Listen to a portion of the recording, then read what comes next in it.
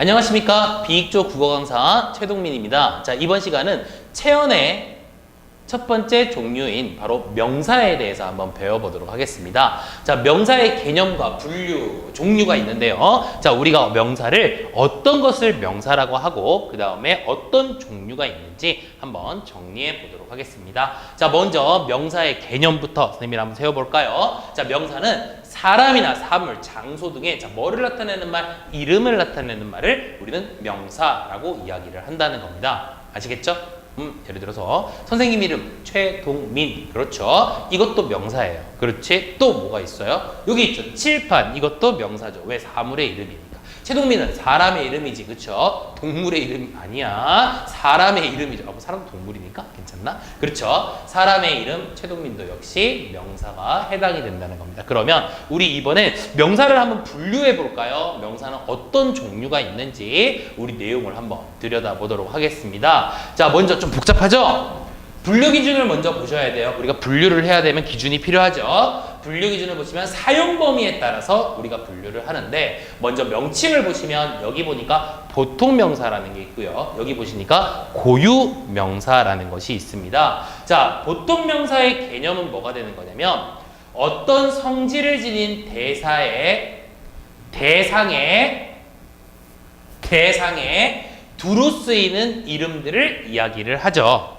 되셨나요? 보통 명사가 뭐라고요? 어떤 성질을 지닌 대상에 두루 쓰이는 이름. 포인트가 두루 쓰이는 이름인데, 자, 예시를 보면 과일이나 하늘, 자, 이런 말들이 존재를 하죠. 알겠죠? 자, 그런 다음에 고유 명사는 뭐냐? 특정한 하나의 개체를 다른 것과 구별하기 위해 붙인 이름을 우리는 고유 명사라고 합니다. 여기 나오면 한강과 설악산 이렇게 돼 있잖아요. 여러분들 과일, 하늘, 보통 명사와 한강, 설악산 같은 고유 명사 큰 차이점이 무엇인지 여러분들 혹시 아시겠어요? 지금 이것만 보고는? 뭐 아신다면 굉장히 센스가 있으신 분이거나 또는 뭐 명사에 대해서 아주 잘 알고 있는 분이라고 보실 수 있겠는데요. 자, 여러분들 얼핏 보시면 아시겠지만 과일이라고 하는 말 자체를 한번 들여다보세요. 과일이라고 하는 말 자체는요, 과일이 지칭하는 말이 과일이잖아요. 지칭하는 말이. 그런데 과일을 지칭할 수 있는 대상들을 한번 세보자고요. 숫자가 어때요? 어마무지하게 많죠. 그렇죠? 뭐 과일 중에 사과도 있고 배도 있고, 뭐 배 중에서도 뭐 여기 있는 사과가 있을 수도, 저기 있는 사과가 있을 수도 있고, 그렇죠? 그러니까 하나에 지칭하는 말의 개체수가 굉장히 많아요. 그런 것들을 우리는 보통 명사라고 얘기를 하는 거죠. 학교, 보통 명사예요. 왜요? 학교라는 말에 지칭하는 개체수가 상당히 많잖아요. 그렇죠? 하지만 고유 명사는 지칭하는 말에서 어때요? 개체수가 하나밖에 없다라는 거죠. 예를 들어 한강, 세상의 한강은 딱 하나밖에 없죠. 설악산, 세상의 설악산은 하나밖에 없어요. 또 어떤 게 있어? 서울. 이 말도 하나밖에 없어요. 그렇죠. 그렇게 지칭하는 말에 대해 개체수가 많은 것을 우리는 뭐라고 한다? 보통 명사. 개체수가 하나밖에 없는 것을 우리는 고유 명사라고 이야기를 한다는 겁니다. 뒤에서 선생님이 다시 한 번만 정리해 드릴게요. 자, 이번엔 자립성 유무에 따라서 명사를 나눌 수가 있습니다. 그러니까 자립을 할 수 있느냐, 자립을 하지 못하고 다른 것이 필요하냐에 따라서 나눠지는 건데요. 자립명사 같은 경우에는 혼자서 자립하여 쓰일 수 있는 명사예요.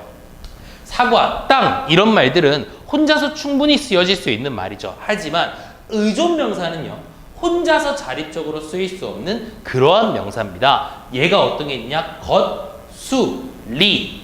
이 말이 뭐죠? 할 것, 볼 것, 할 수, 그렇죠? 할 리가 없다 할 때 할 리, 이런 식으로 요렇게 혼자서 쓰여질 수 없는 녀석들을 우리는 의존명사라고 이야기를 한다는 거죠. 자, 다시 한번 정리해 볼까요? 명사는 분류 기준이 사용 범위에 따라서 보통 명사와 고유 명사, 자립성에 따라서 자립명사와 의존명사 이 두 가지로 구분을 할 수가 있습니다. 선생님이 좀 중요한 것들을 다시 한번 여러분들에게 설명하고 싶은데요. 먼저 보통 명사와 고유 명사를 구분하는 방법, 어떻게 구분하느냐? 보통 명사 같은 경우에는 일단 가장 많이 해보는 게요, 복수형 표현을 결합시켜 보는 겁니다. 알겠죠? 복수형 표현 아까 뭐가 있었죠? 뭐뭐들이라고 하는 말이 있는데 보통 명사와 고유 명사를 구분할 때 그 결합이 가능하면 이 복수형 표현 뭐뭐들의 결합이 가능하면 보통 명사예요.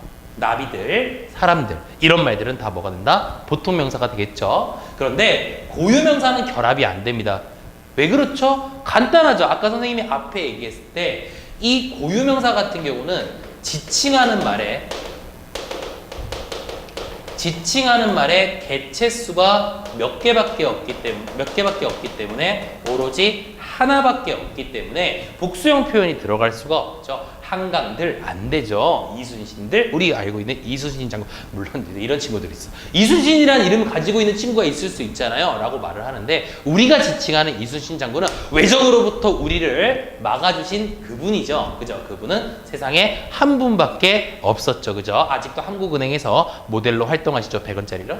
이렇게 이순신 장군들이라고 하는 말은 존재하지 않는 거죠. 의미가 어색하죠. 그게 왜 그러냐? 고유명사는 지칭하는 말의 개체수가 몇 개? 한 개이기 때문이라는 거죠. 다시 복수형 표현을 붙여보면 이것이 보통 명사인지 고유 명사인지 구분할 수 있다라고 하는 겁니다. 자, 그 다음 숫자와 관련된 말도 역시 결합이 잘 안 돼요.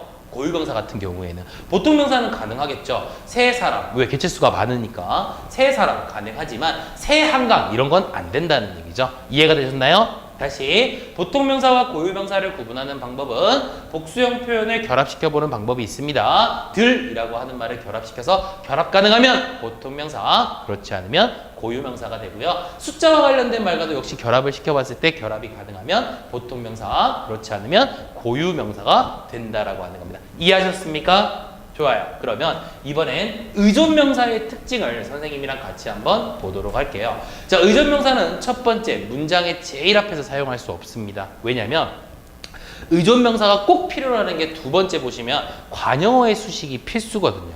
관용어가 꼭 필요하다는 거예요. 그러니까 앞에 관용어는 체언의 앞에밖에 올 수가 없거든요. 그러니까 문장의 제일 앞에는 사용할 수가 없죠. 의존명사는. 그렇죠? 하지만 관용어의 필수, 관용어의 수식이 필수적이라는 거죠. 자, 여기 보시면 것, 수, 리 우리 앞에서 봤던 의존명사들의 대표적인 녀석들이었죠. 자, 앞에 보니까 먹는이라고 하는 관용어, 할이라고 하는 관용어, 볼이라고 하는 관용어가 필수적으로 붙어준다라고 하는 겁니다. 이해하셨나요? 그래서요, 여러분들 한 가지 보셔야 될 게 뭐냐면 띄어쓰기 할 때요. 이거 띄어쓰기 단위를 배울 때도 여러분들이 굉장히 중요하게 생각해야 되는 부분인데 의존명사 같은 경우에는 앞말과 띄어쓰는 걸 원칙으로 한다라고 하는 것도 여러분들이 기억해 두시면 나중에 띄어쓰기 할 때도 크게 도움이 된다는 겁니다. 자, 어때요? 명사 정리가 잘 되셨나요? 다음 시간엔 선생님이랑 대명사에 대해서 한번 배워보도록 하겠습니다.